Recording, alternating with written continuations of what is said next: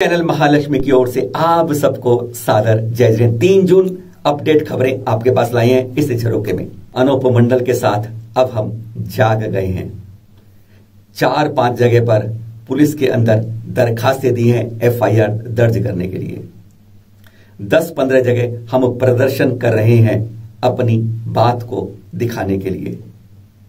25-30 जगह हमने ज्ञापन दे दिए हैं अधिक अधिकारियों पर अपनी बात को कहलवाने और मनवाने के लिए। 100-150 चिट्ठियां भी लिख दी गई हैं प्रधानमंत्री और मुख्यमंत्री जी को भी अपनी बात वहां तक पहुंचाने के लिए, और उसको हजारों गुना बार सोशल मीडिया में फॉरवर्ड खट खट खट खट कर दिया है अपनी पीठ थपथपाने के लिए। पर इस तरीके से किसी रण की शुरुआत तो की जा सकती है, पर किसी रण को जीता नहीं जा सकता। आज हमारा जैन समाज हमारे प्राचीन भारत की तरह अलग अलग रियासतों की तरह बटा हुआ है। अलग अलग महासमिति, अलग अलग समितियां अपने अपने मंत्रिमंडल से अलग अलग बैठी हैं। हमें जरूरत है एक सरदार पटेल की, जो हमारी इस बटी हुई महासमितियों को, इस बटी हुई रियासतों को एक जगह ला सके, जो कुर्सी से नहीं रण में उतर सके। तभी मालूम चलेगा। आज जगह जगह सेना की टुकड़ियां तैयार है, यह दिखता है हमारे यहां, पर उन सेना की टुकड़ियों को नेतृत्व करने वाला एक पटेल आज जरूर चाहिए। पहले उसी की जरूरत है। साथ में अहिंसक लाठी वाले गांधी की भी जरूरत है, जो घरों में बैठकर आज भी शांत केवल हम सोशल मीडिया पर देखने वाले हैं, उनको भी रण में जोड़ने की जरूरत है।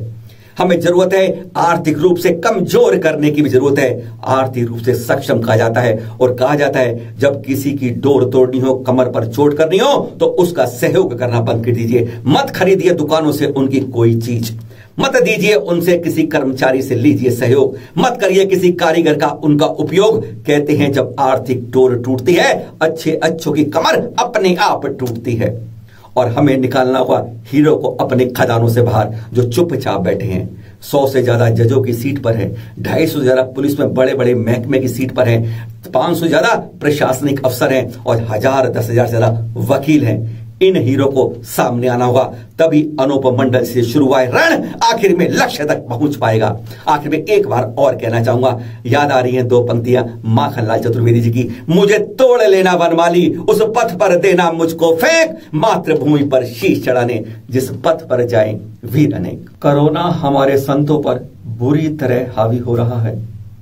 जगह जगह से ऐसी सूचनाएं आ रही हैं। आज भी अनेकों जगह हमारे संत कोरोना संक्रमित इलाज कर रहे हैं, उससे बचने के उपाय हो रहे हैं। पता नहीं ऐसी कौन कौन सी हमारी चूक है।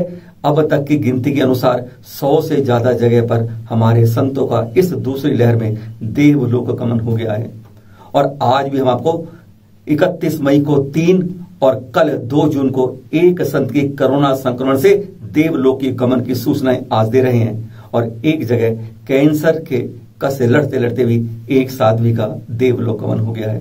इन सूचनाओं में सबसे पहले हम चल रहे हैं इंदौर में, जहां पर अस्पताल में पिछले 7-8 दिन से श्रीमद विजय ऋषभ चंद्र सूरीश्वर जी महाराज जी एडमिट थे, और परसों उनको वेंटिलेटर पर एहतियात रखा गया था।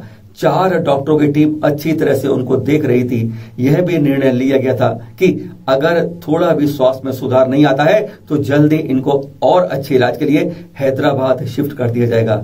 लेकिन इसी जद्दोजहद में इनका कल देर रात के समय देवलोक गमन हो गया। यही वह महाराज हैं जिन्होंने 2 बार ज्योतिषी से अपनी भविष्यवाणी की थी कि कोरोना बहुत तेज मई में ठहरेगा, जून में गिरावट आएगी और जुलाई तक यह समाप्त होगा। अपनी भविष्यवाणी के विख्यात हमारे संत आज हमारे बीच नहीं रहे। इसी तरीके से सूचना आ रही है बड़ौदा के विजय वल्लभ हॉस्पिटल से, जहां पर एडमिट थी साध्वी विद्याश्री जी, जो कोरोना से संक्रमित हो गई थी, और आखिर में 31 मई को वह इस लड़ाई को लड़ते लड़ते जुझारूपन से हार गई और उनका काल धर्म हो गया। इसी तरीके से कोरोना भारी पड़ रहा है हमारे संतों पर।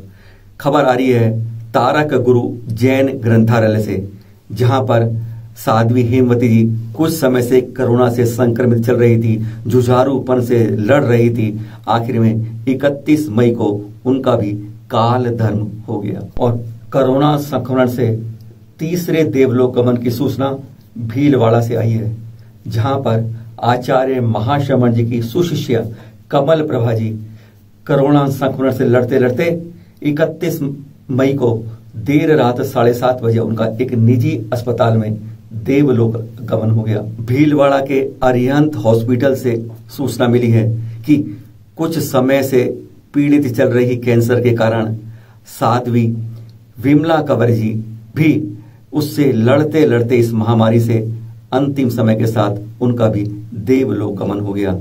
चैनल महालक्ष्मी सभी के प्रति हार्दिक विनयाञ्जलि अर्पित करता है। अनूपदास मंडल को बताना होगा ना कि जैन करते क्या हैं पूरा विश्व जानता है।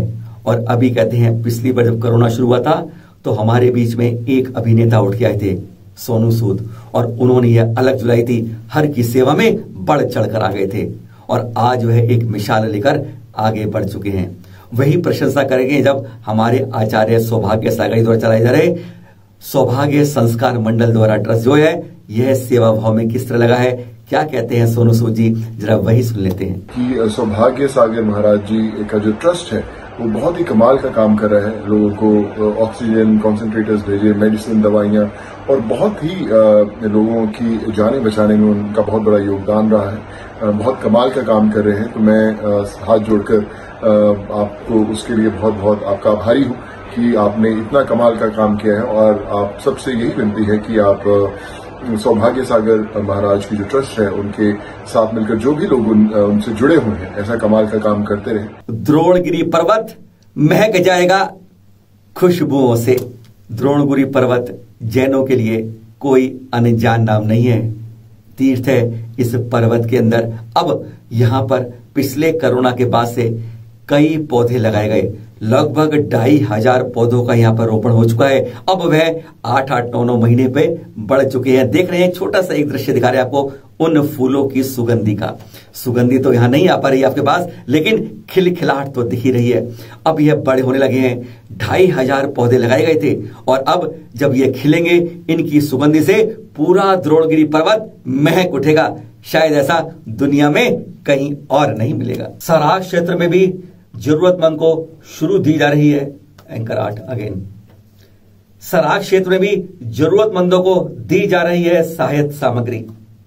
यहां कुछ हम आपको चित्र दिखा रहे हैं पुरुलिया क्षेत्र के, जहां पर सराग बंधुओं को, उन जरूरतमंदों को भी इस कोरोना के समय जब लॉकडाउन है और सब तरह की व्यवस्थाएं खत्म हो गई हैं तब उनको आवश्यक सामग्री उपलब्ध कराई जा रही है। इसी तरीके से नेक काम में लोग आगे आए, यही तो हमारे भावनाएं हैं। हर को स्वस्थ रखें, हर को हम सही रखें। शुरुआत कर दी गई है, शंखनाद हो चुका है, बिगुल बज चुका है। अब घरों में बैठने का वक्त नहीं है। अपनी अपनी तरफ से हर को कुछ ना कुछ सहयोग करना है। जिस तरीके से भी कर सकते हैं आप, चिट्ठी लिखकर, प्राथमिकी कर या प्रदर्शन करके या धरना देकर, करते रहिए, बढ़ते रहिए, संगठन को मजबूत करते रहिए।